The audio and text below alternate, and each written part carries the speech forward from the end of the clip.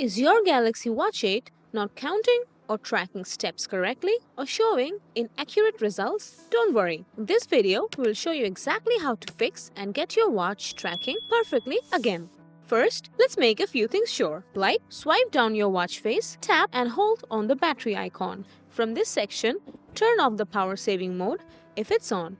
And then scroll down and make sure that the limit activity option is also not enabled. Apart from that, make sure you're not wearing the watch either too tight or too loose so the sensors can work properly. And please remember, your watch might need you to move your hands while walking. If that's not the issue, now let's open settings. From there, go to privacy and security. Scroll down and toggle off wrist detection if it's on, so your watch can track your activity even if it can't detect your wrist.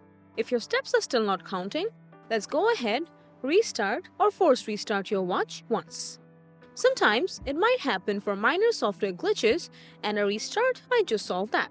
Also, in case you're using a watch face, then the step measure widget, this might display the incorrect steps counts although it's counting properly, so it's better to change and set a plain watch face on your watch.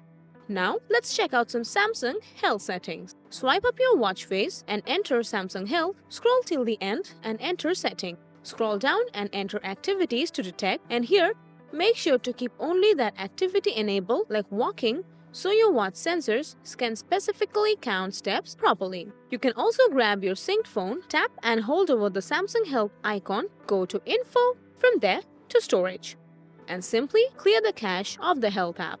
Apart from that, make sure that there's no pending watch software update. If there's an update, just to install it to your watch. And then let's take a walk and share in the comments that now your watch 8 is counting your steps correctly.